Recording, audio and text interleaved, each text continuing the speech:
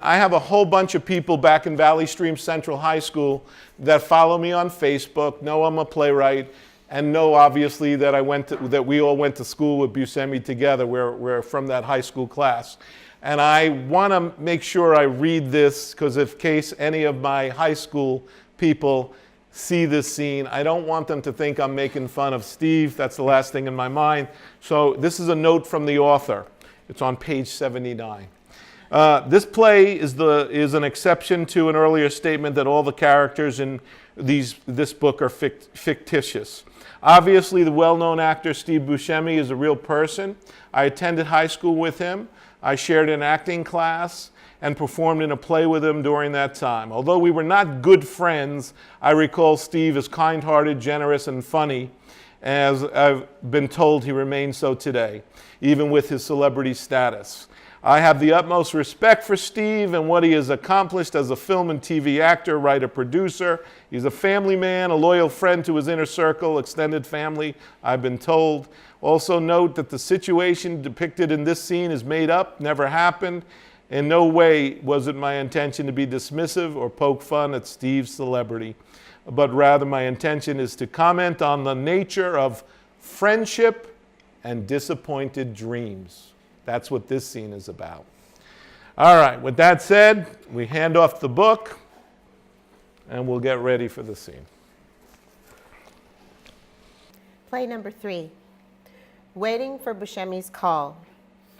Bob is played by Robert DiTilio and Donnie by Paul Surace. Bob is seated at a kitchen table inside his small Long Island apartment that is decorated with several Christmas-type ornaments. He stares at his landline phone, which sits in the center of the table. Donnie sits across from Bob, who stares at him. Ring, damn phone, ring! Take it easy, Bobby. Let's not jinx this.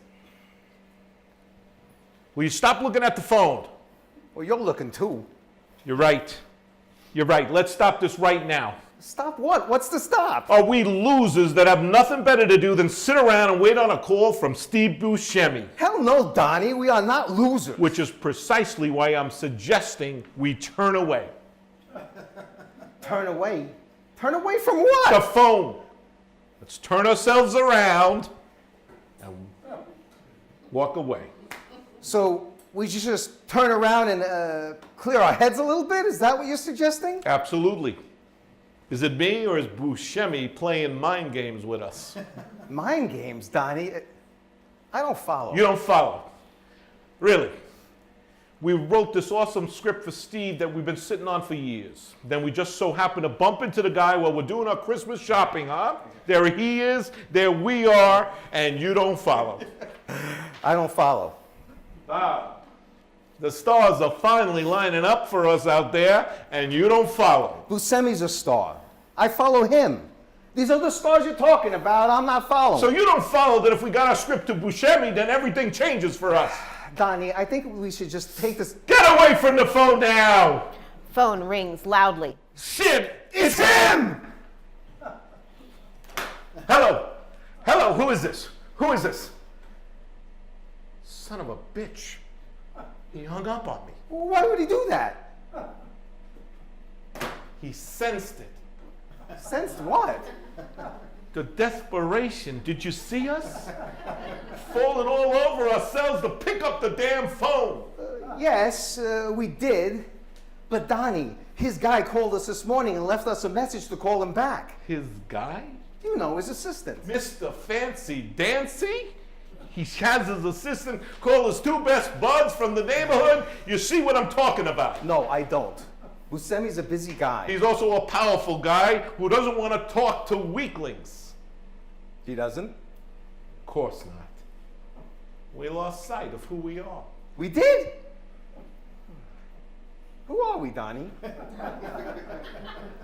We're men, God damn it. Well, I agree. We are men. Grown men who do not depend upon the kindness of strangers or friends to survive. It's not who we are, Bob. However, if the guy wants to do us a favor, and I want to be straight up about this, if Buscemi wants to help us out in this matter, then it is not for us to refuse an offer of kindness from a friend. and we won't refuse it.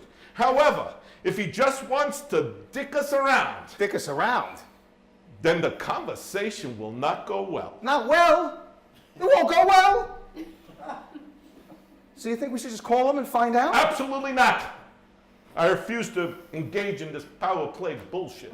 What do you mean power play? I mean, who's the alpha dog here? We don't play that shit. No way are we playing that shit. Alpha dog. I don't give a rat's ass who the guy is. Sure, Donnie, but we're talking about our long-lost buddy from the neighborhood. We were the three amigos back then, and our amigos said we should call him. My God. I'd completely forgotten about the three amigos. We sat together every day in the same lunch table. Sure, Donnie, and he gave us his number. And here it is. And he said we should call him. Couldn't pull the three of us apart with a crowbar. We were that close. Sure, I remember that. Remember how you always used to give Buscemi your chocolate milk? Of course. The guy loved chocolate milk, man. He couldn't get enough of it. The guy wanted my lunch. I gave it to him, Bob. No questions asked. There were even times, that one time, he offered to pay me for it. I looked him dead in the eye and I said, no charge for an amigo. But we let our amigo slip away. Sure, Donnie. We graduated and got our jobs with the post office. But Steve, he moves into the city and starts working for the fire department. And then he starts acting in those strange little plays in the village. Remember? We went to see him a few times. I never understood what those plays were about. Every time I thought Steve was saying something serious, the people around us was cracking up. And then when I was laughing, they were serious.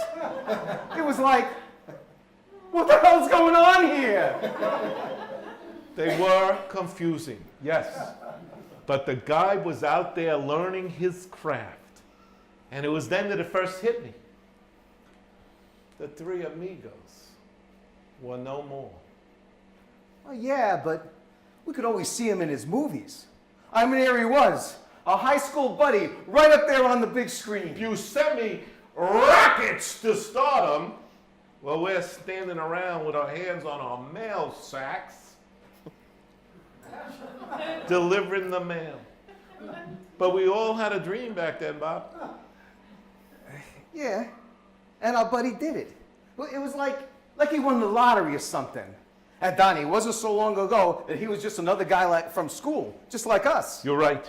And we ran into him in the street. It was like no time had passed. I mean, we were cracking wise together. All of us were living old times like the guy didn't want to leave. Must have been a good 30 minutes. And we just stood there talking.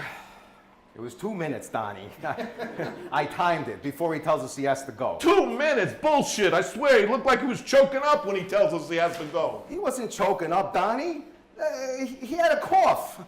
I don't think he looked well at all. That is bullshit. I looked into his eyes. I swear, the guy was tearing up on us.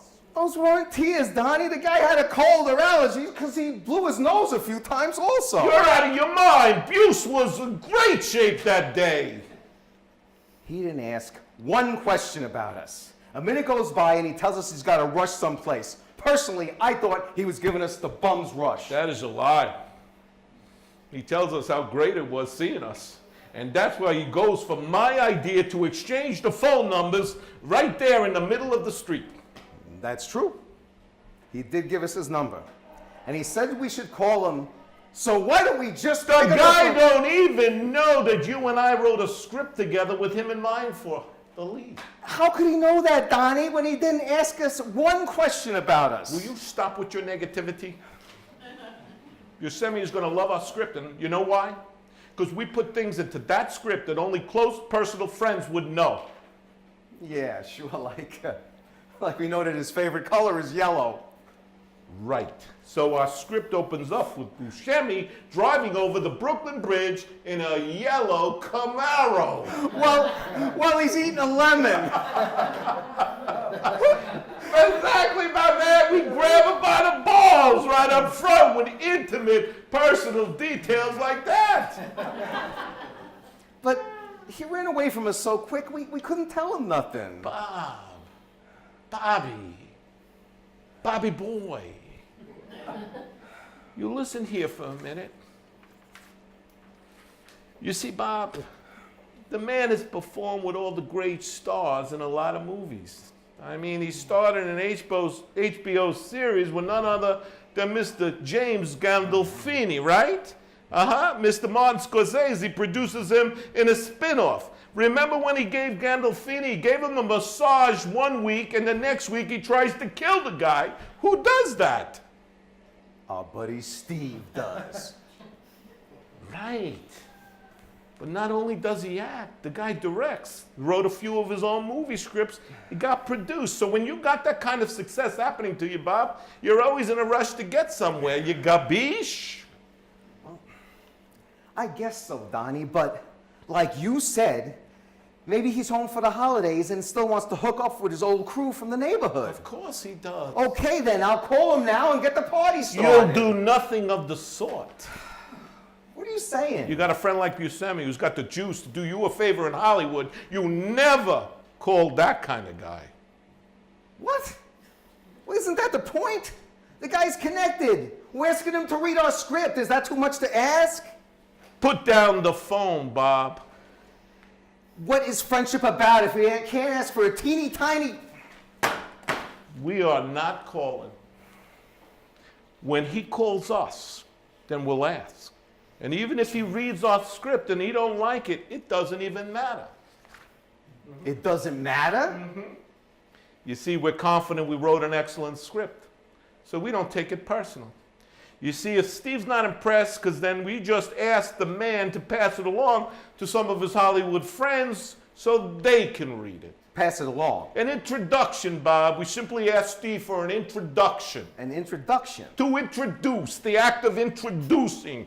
To meet others in show business we could not meet on our own. I get it.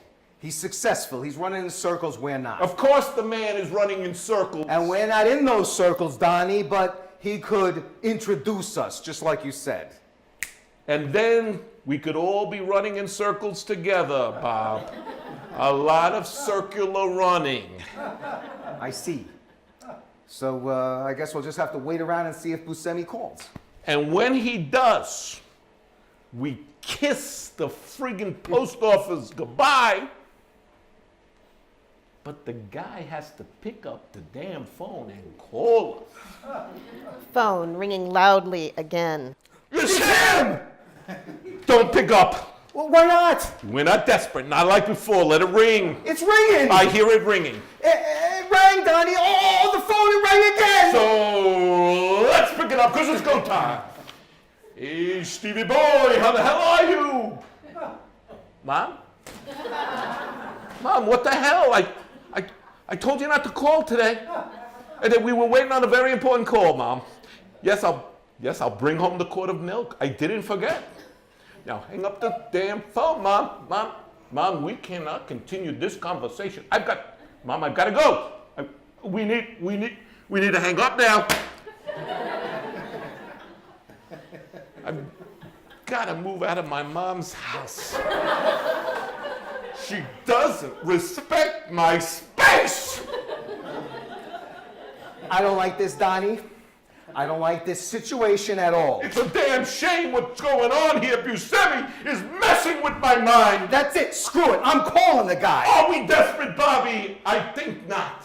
I don't care how it makes... Donnie, we should do this. Are we weaklings, Bobby? I think not. I don't care how it makes us look.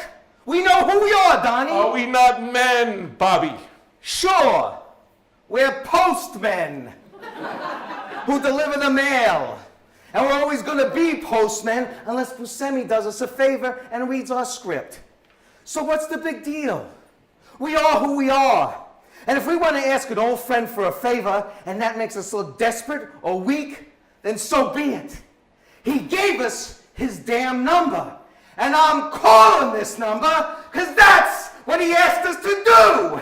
You hear me, Donnie? That's what our friend, no, our amigo asked us to do. And I'm doing it. You are one weak son of a bitch. Screw you, Donnie. I'm not so weak that I can't pick up this phone and call a friend. I'm calling. Yeah, I see you calling. And it's breaking my heart over here. Quiet! It's ringing. It's ringing. The phone's ringing. Oh, dear God, pick up the phone. Pick up the phone. Buscemi will not pick up the phone. You're wrong. A friend would pick up the phone. Yeah, but he's a star now, and those kind of guys will turn their backs on the people they grew up with. I don't believe that. Hey, ooh, it stopped ringing. Hello? Hello? Oh, yes, this is Bobby. This is Robert Dubrow. Yes, I'm calling for Steve Buscemi. He told us to call this number. Did you say he was expecting our call? And you'll put me right through to Steve? Oh, thank you very much. Is he bringing Steve to the phone? Steve, is that you? Oh, fantastic. Oh, it's great talking to you again. Yeah, I'm doing great. I got Donnie right here by my side. Give me the phone, Stevie boy. It's Donnie. How are you doing, mi amigo? Look, me and Bob, we were talking, but nothing about you. We just shooting the shit with each other like in the old times. But then Bobby starts fiddling around in his pocket. I told him, you stop playing pocket bools with your balls, Bobby, you know. Would you tell him about the script? Tell him about the script. Yeah. But then Bob pulls out a piece of paper with your number on it. You know how that gets crazy because we completely forgot we had your number. And I say, Bobby, what do you say we give Buse a call? Please, Donnie, tell him about our script. Sure, Steve. I know you're a busy guy. It's the holidays. Who isn't busy, right? But in remembrance of what once was, me and Bob want to invite you out for a drink, just like in the old times. The three amigos will close down the bar and ride off into the sunset once more. The three amigos, Steve. Steve, you got to remember the three amigos. You have no memory whatsoever of... Get to the point, Donnie, the script! An offer for drinks is still on the table, Steve. Your high school buddies are buying. No charge for an amigo. An amigo, Steve. God damn it, an amigo. Will you cut the amigo bullshit? Give me the phone. Hey, Steve. It's Bob here again. We would really like a chance to sit down and talk with you ASAP. Maybe even tonight if possible. We just need an introduction. Oh, you taping a special tonight? With Robert De Niro and Al Pacino? You three guys are doing a Christmas show together? Screw those three guys. What about the three amigos? You want my address? Yes. He wants to visit us when he's done taping the show. You want to put us on your Christmas card list? Christmas cards? What the hell? Sure, Steve. Christmas cards are nice. No, they're not. We need introductions, not Christmas cards. Yeah, sure, buddy. We'll talk to you soon. Steve, it's Donnie. We wrote a script for you, and we'd like you to read the damn thing. Who is this? Steve's assistant? What the hell? Could you put Steve back on the line? You stepped out already? You want my address? For a Christmas card? Just hang up the phone, Donnie. Yeah, man. Yeah. I'm going to get back to you on that one.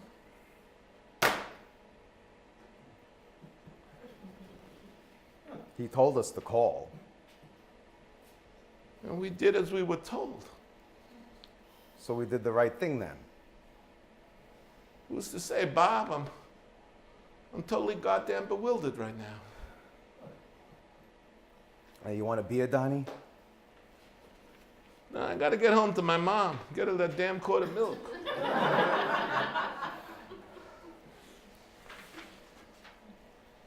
Hey, Bob. You call me tonight with that number? Because, I wouldn't mind getting a card from Buscemi, because as much as we told those asswipes down at the PO how close we were with Buscemi, they still look at us like we are bullshitting them. I noticed that. They kind of give us that dumb look whenever we bring the guy up in conversation. But a Christmas card from Steve, that would act as proof that we actually... Absolute proof. Think about it, Bob. The card would come to us through the mail right while we're sorting the mail. We just open it up. We pull out the card. We show it to them. Ha! Try and deny this, you bitches! And won't they feel like real asswipes when we show it to them? What's this I got here in my hand? Bitches! Man. You know, he may even write something to us, a few words in the card, special like for us. I seriously think it could happen. I mean, think about it. Steve friggin' Buscemi, movie star, picked up the phone and talked to us today. He did that. Man, he did that. And that'd sure be something, Bobby. Hey, Donnie. Merry Christmas, mi amigo.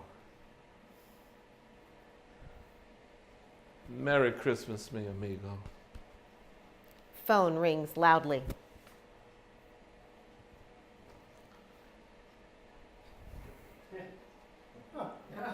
Fade lights. End play.